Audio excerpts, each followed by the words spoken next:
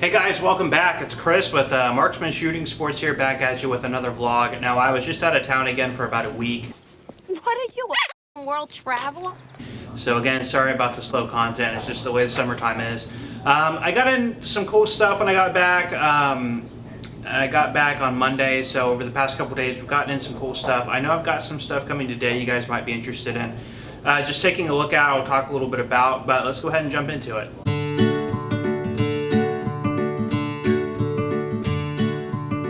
So used guns in a gun store, I mean, used guns are sort of like the lifeblood. It's where you definitely get a lot of really cool and interesting things that aren't really made anymore.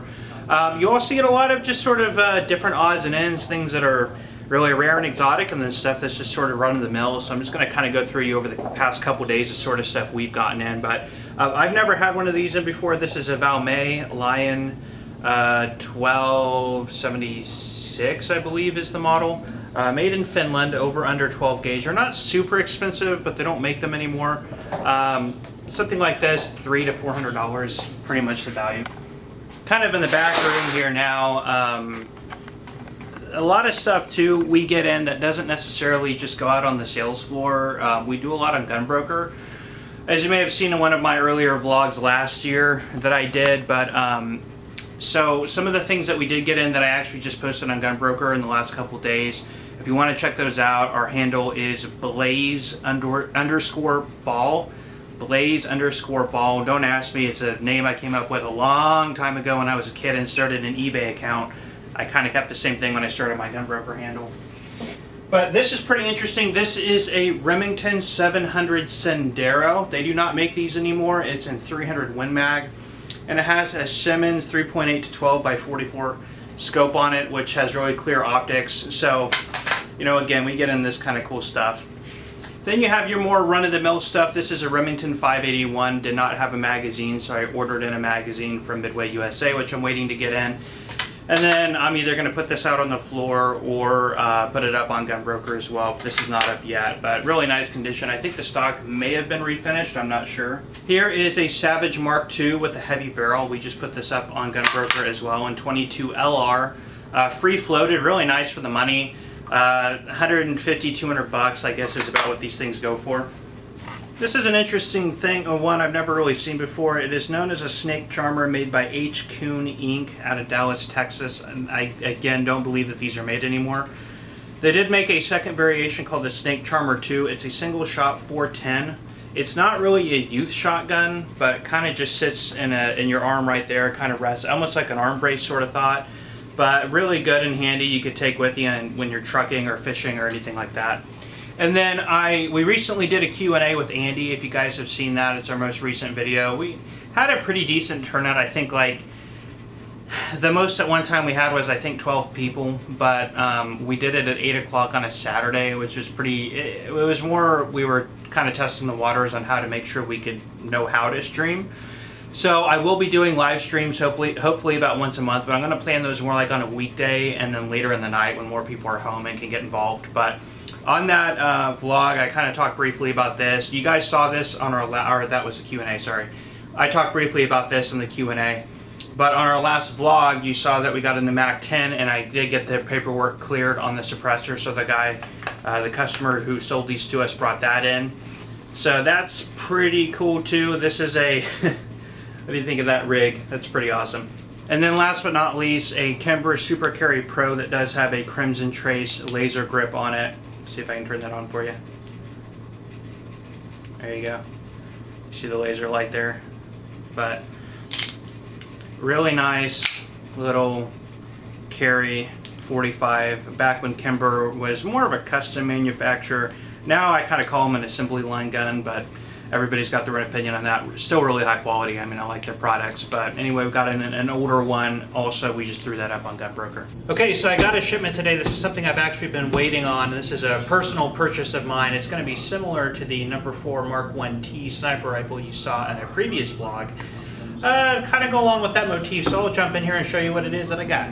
Alright, it's pretty well packaged. I'm going to go ahead and get it out of the box, unwrap it, and then I'll be right back with you guys. Okay, I got it unpacked. Really, really cool. What this is a 1903 A4 designated marksman's rifle or sniper rifle from World War II. Be not that far from me, O Lord.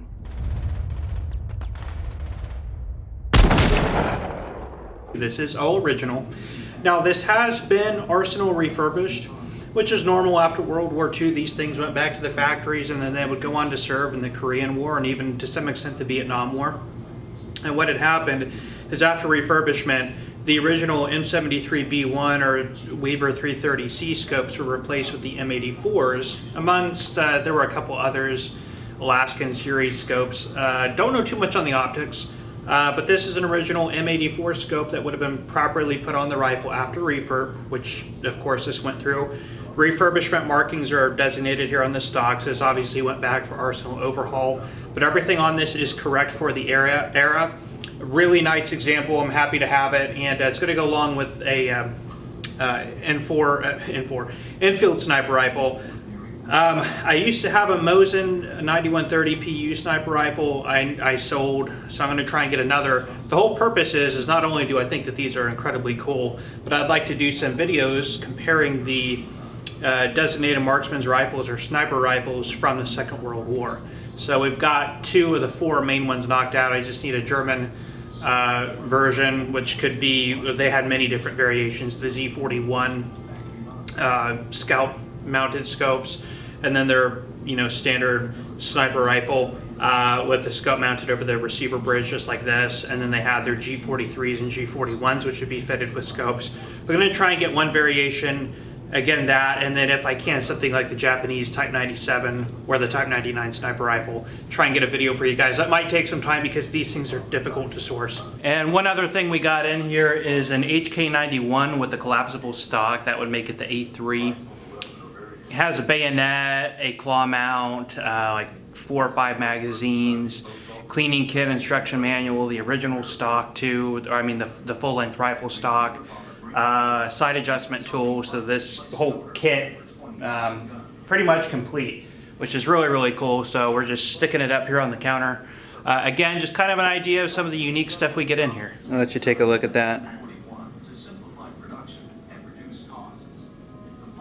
I've done a video on these. If you're interested in learning more about the HK91, just check our library and you'll see a couple comparison videos with these. Very cool. Alright, and one more thing that I just got in, which I've had these in here before, so this is not going to be that exciting to people who have seen the vlogs before. But I'll go ahead and get into this and be right back at the end of a second once I have it open. Okay, I got them unboxed here. These are, again, you've seen these before, the VZ61 Scorpions by Checkpoint USA, or made in Czechoslovakia, imported through Checkpoint USA. Pretty tough to get, so I got in 3 of these maybe a month or 2 ago and they all sold on the first day. I just got in 4 more. I don't expect for these to sit around very long either, but anyway, very cool. I won't go into too much depth on them because you've seen them, but there you go. Okay, I'm pushing this vlog into 2 separate days. Yesterday I got really busy. Got in a lot more used guns, so this is kind of turning into a used gun show and tell. Kind of cool, again, to see this sort of stuff gun stores get in, and also an opportunity to see a kind of a variety of weird used stuff that's maybe not made anymore. So this is another one. This is a Remington Nylon 66. At first glance, you would think that these are actually pretty cheap, but there actually is a pretty strong collector's market on these things. And they tend to go in about the $400 to $600 range, respectively, depending on condition. And this one's in really nice shape, but very nice. Nylon 66. Also got in a Winchester model 1400 12 gauge. It did come with 2 barrels. Very nice shape. A Remington model 1100 LH. LH standing for left hand. So these are actually pretty tough to come by, so this is pretty unique. I had the original box and 2 barrels with this one. A Buffalo Bill commemorative model 94 and 3030 Winchester. A Winchester model 70 in 375 H&H. 375 H&H Magnum. Again, pretty interesting, unique. A Remington 700 BDL in 243. Very nice shape with a Redfield scope. And last but not least, a World War I era artillery Luger. Now, Unfortunately, this one has been completely reblued. Some of the numbers matching, actually most numbers matching, but some are not. Maybe like the side plate, and I think there's an internal part that's not matching. I'll have to break it down. The grips are original and intact, which is nice, and the magazine is an original World War I era wooden bottom mag with a grip safety. So if this were an original finish with all matching numbers in this kind of configuration, it would be worth quite a bit of money. Sorry, I just had a couple guys come in, so I had to turn off the camera real quick. But yeah, if this were all original finish and all matching and all this in this configuration, these could go for anywhere between $2,000 and $3,000. But on the back, there's this very interesting back strap thing that was added to kind of, I guess, make it more comfortable. I don't know. So the collector value of this has been totally ruined, unfortunately, but still a really cool shooter if anybody wants a affordable artillery Luger you don't want to spend over $2,000 on, that you want to take to the range and have fun with. This is, at least at its heart, an original artillery Luger, and the frame and the barrel match. Those two parts match, at least, so we know the frame and the 8-inch barrel were once a solid unit. So pretty cool. But that's just kind of the varying weird array of stuff that gun stores get in. And sort of a question is, do people, kind of to go along with the theme of this, I get questions a lot on how do gun stores value firearms when people bring them in, and I can do a whole video on this sort of thing. I personally don't use blue books or anything like that. I think they're way too inaccurate. The fluctuation of the prices can even, I mean, what you can get for a firearm can be hugely different whether you're selling it in June, which is a really slow month, or December, which is a really busy month, or whether you live on the East Coast or the West Coast. I mean, even varying changes like that can really determine kind of how to value the firearm, and those blue books just don't take a lot of that into account.